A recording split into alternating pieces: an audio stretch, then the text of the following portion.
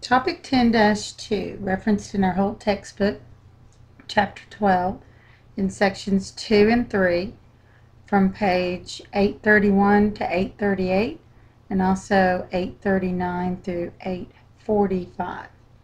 This first one, we talk about translation. We got to remember the difference between translating and rotating.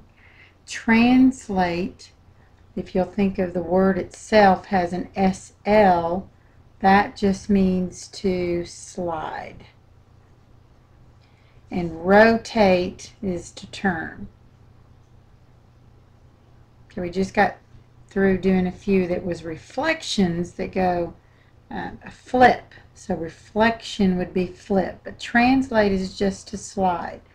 So if we translate the figure left 6 and up 8 and give the coordinate points of the new point, well, what you're looking at is taking your x value and your y value, and the first thing you're looking at is moving it left. So that's actually saying the x minus 6, and up would be the y plus 8. So that's actually what you would consider the rule of the pattern. So if the rule is to take the original, and notice the asterisk, so this would be considered my image, where this is my pre-image. So you're taking wherever this point is, and you're moving it to the left 6. Well, that started as positive, let's see, 2, negative 3. So you can look at it two ways. You can do it with just the rule and take a positive 2 and subtract 6 from it to find where your new image is going to be.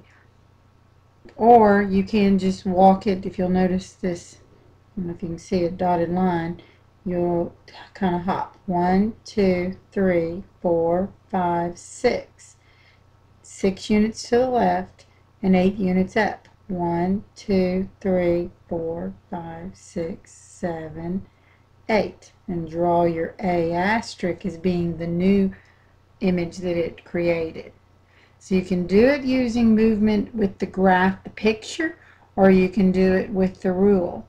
First, none of the original pre-images were listed as their coordinate points, but if you wanted to, you can do that and then just do the addition and subtraction. So each one of these points is translated, and if you wanted to see that it actually did create the same figure, you could use a piece of patty paper to draw your image. That was the pre-image, and then see that it slid up. So that's what sliding would be, a translation to the same shape and size of the image that's created. So take a minute and plot each one of those points. On this one, they're wanting you to describe what's happening from the translation of A to B. When you're trying to just describe it, you just want to pick a point on the A, because it's going from that to B, and just, if I'm going to pick, I should highlight that. If I pick, let's just pick this side. If I pick the bottom right, we're going to the bottom right of B. So for number 1, I'll just highlight that I did it in green. You can take this and say, okay, the movement left to right first is my X values. So that's what we want to do, left to right, up or down. So we moved over 1, 2, 3, 4, 5, 6, 7, 8, 9, 10. You're counting spaces, and then down 1, 2, 3, 4, 5. Remember, if you do it this way, where we walked over and then we walked down to the same point, that's the rule or the pattern. So do that for each one from B to D. Let's just pick a different color and a different point. Let's say the bottom left, from B to the bottom left of D. So if you counted those, you're counting right positive 2 and down 6. Likewise, pick a point on your line for D, and we use the top left to top left. Not much movement here down, but you would count, they counted 12 spaces over this direction and then 1 down. So if it helps to color code each one of these, you can do it like I did, but it's a matter of finding the rule by moving left to right first to the same spot of 1 to the same spot on the image they're trying to go to. If you need more examples of that, see your teacher. This one's a three-dimensional figure that we're going to create by plotting some points. So it's kind of tight in this picture. And there's, it kind of blurs when I make it go out, but let's just see if we can make this a bigger example. Okay, look closely. You've got your first points A, B, C, D. And all they did was they're saying they translated to the right 2 units and up 1. So from here to here was 2 units over and up 1. From B, I'm sorry, that's C. 2 units over, up 1. From B, 2 units over, up 1. By doing that and connecting the first one to its asterisk second one, you would be able to draw all of these slanted lines and then connect all the others straight down parallel to each other, and you created a cube. It has exactly the same units of measures all the way around.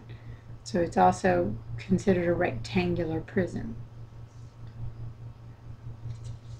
Okay. For a rotation, you can either be turning one direction or the other. I guess I'll just leave this in a big... Okay, let's just do that. We'll take up the whole page. Clockwise, you're turning to the right. Counterclockwise, you're turning to the left. And make those arrows a little bigger, you can. So just remember your clockwise and counterclockwise. To determine the number of degrees, a 90 degrees is going to make a 1/4 of a degree turn.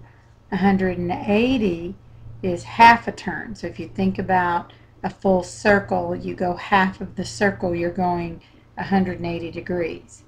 3/4 being a 270, and a full circle would be back to the same beginning.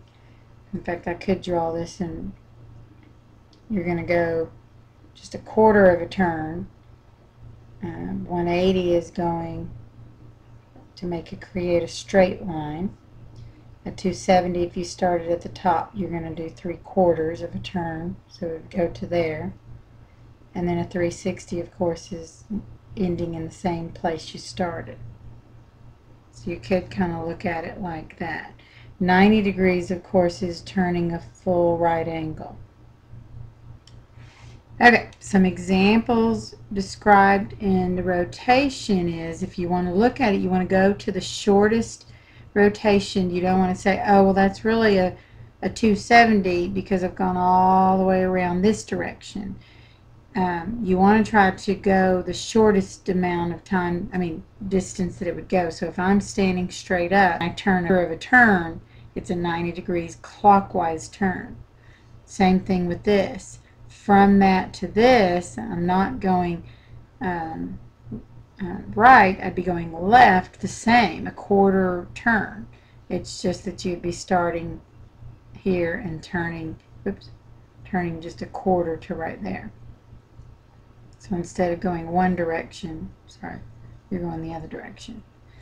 This, however, I'm going to show this one with the piece of patty paper. If you've got this triangle and put the dot on it, and you turn, they're saying it's a 180 degrees. Well, let's see if that's true. If it made a full half turn all the way to here, which it does, I just turned it in half, it's actually made a full half turn. So that's 180 degrees. There's a good example of this on a rotation on page 840 that shows it with the coordinate points and also the rule. When you do a 190 turn clockwise, this actually becomes, and you might want to make these notes to the side, your X value and your Y values. When you do a 90-degree turn clockwise, what happens in the rule is that it goes to a negative Y and a positive X, and look what happened. They change places. But your Y becomes the opposite in its X position, and the X becomes the same, or stays the same, in the Y position. So there's the rule, if you want to write the rule down for a 90-degree turn. This is on page, again, 840. If you want to know the rule for a 180-degree turn, then you have an XY becoming, the change of it becomes, stays in the same position, but becomes its opposite. So the rule is the change from one position to another when on a 180-degree turn is that you start with XY and it becomes its opposite. So if you were negative to start with, it would be positive. Otherwise, positive to negative. So in the example 5, using these rules, if you want to rotate this original triangle, you're starting with this one here, and then it changes, it rotates, let's see, I think they're showing that, yeah, the 90-degree turn is from here to here. Another way to show this, which is not shown on here, is to use, let's see if I can do this in red. Use the origin. If you'll rotate it about the origin, you can actually note that this direction to here, you can see that that makes a 90-degree turn. So using the rule of this plotted point the very first time, which is shown right here, it's kind of sideways, that you started with a -2, I'm sorry, -4, +2 became a +2, +4. So you're using this rule stated above, and it made a 90-degree turn from here to here.